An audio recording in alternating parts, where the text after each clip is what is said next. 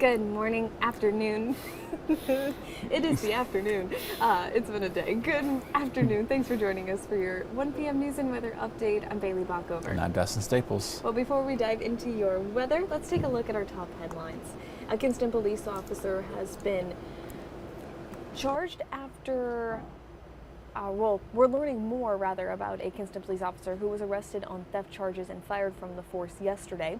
The North Carolina State Bureau of Investigation says it was asked in June by the Lenoir County District Attorney's Office to look into the suspected theft of money from a citizen by a Kinston police officer after a crash in May of last year.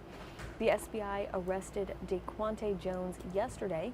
Warrants say Jones took $940 from Isaiah Johnson, who police say was speeding in a stolen car on Queen Street when he crashed into another car, killing 29-year-old Samad Williams.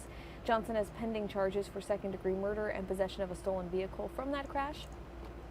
On Wednesday, Jones was charged with theft from a person and altering, destroying, or stealing criminal evidence for the actions. His first court appearance is this morning. He was released from Lenoir County Magistrate's office under a $5,000 bond. And a coyote has been found in the Trent Woods area. Trent Woods police are warning residents about a coyote in the area. The animal was seen in the area of Highland Avenue and Canterbury Road. Police are advising people not to approach it if they see the coyote. Instead, they should contact the Trent Woods Police Department. And that number is on our website, WITN.com. Well, I don't know about you, Dustin, but I do want to take a look at what Highway 12 and Buxton Beach are looking like right now. I don't believe much has changed since the last time we saw. I feel like we're looking at the duplicate images, but no, there's a little bit of change, I would imagine, somewhere for some folks as well. But yeah, of course, Buxton and Avon, Rodanthe, along that Cape Hatteras, of course, going across that ferry there, it's probably not the best conditions right now, obviously, with that wind continuing to be about as we go towards today. So again, more overwash will most likely continue the rest of tonight, probably again into tomorrow as well. Start to see some of that again, get a bit of a break again. Those winds come out of the north for about 10 to 25 miles an hour, so gusting to highs maybe 25 to 35. So once again, if you're trying to make some plans to head to the Outer Banks, just put a pin in it for now and maybe head over there on Sunday or maybe Monday next week. Most of that as well, and you see a lot of that overwash continue to come about. It looks like more of it is there now, and that's as of a few minutes ago.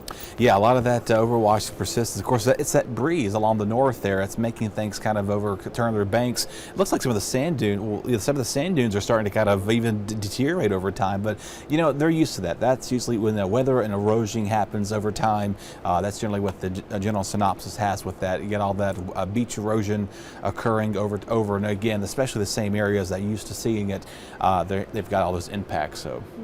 Alrighty, well, let's dive straight into our weather. We've continued that. Let's take a look at what we're looking on radar. Yeah, so far we're pretty quiet, thankfully, right now. Not much in the way of rain falling in there. What you are seeing, those little blips, those light sprinkles here or there, that's really about it. But most of that is not even reaching the ground, if anything. But again, that storm surge you see there, the latest, the last 24 hours along the Outer Banks, Rodanthe, Hatteras, Ocracoke, Frisco, out towards Buxton again.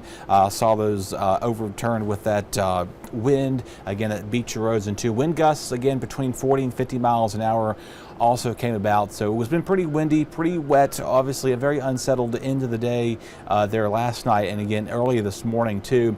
Now again, Aaron is moving off, finally getting out of here, finally seeing improved conditions. But obviously, of course, talking about the gauge here at the Beaufort Marine Lab, they're expected to hold at moderate flood stage later on tomorrow. So we'll see that slowly decrease. It did last night, and it'll begin to go back up again as we approach high tide there and stay in that moderate to low level range at least to Sunday as of now. So unfortunately there, if you're making some plans to go out in the water, you may want to hold off on that for a few more days at least to kind of let the waves subside a little bit as that storm moves its way up towards the north.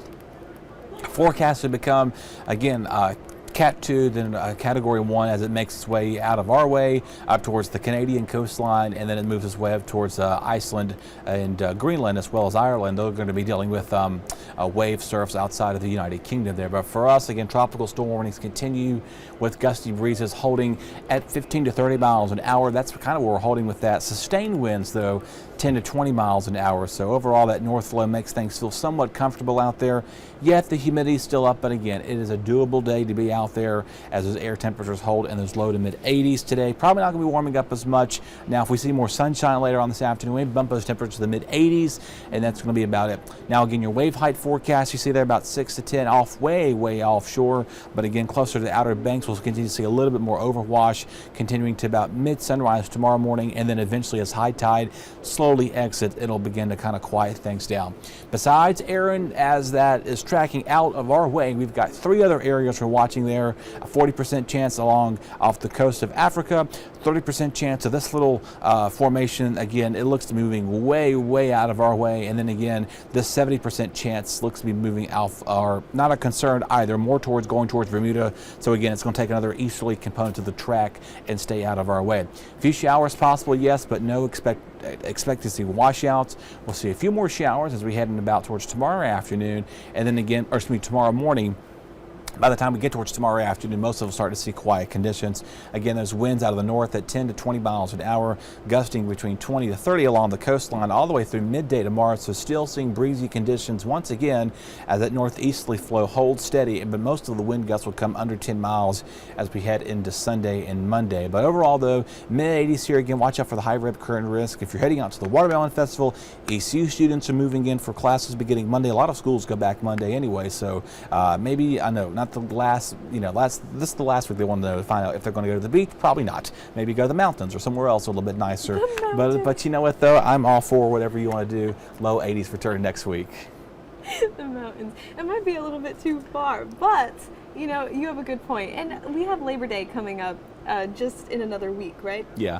So you'll have opportunities to head out to the beach. Instead, come out and say hi to us at the Winterville Watermelon Festival, because it's going to be beautiful weather out there, and we'd love to see it. Yeah, weather's going to be nice out there. I mean, the wind's not going to be too breezy, but still a light breeze. Because last year it was warm. I remember last year it was still sticky and hot. It was very hot. Yeah, it was. Well, that's all the time we have for now. But you can join us back here at 2 p.m. We'll have more news and weather updates for you. We'll see you soon.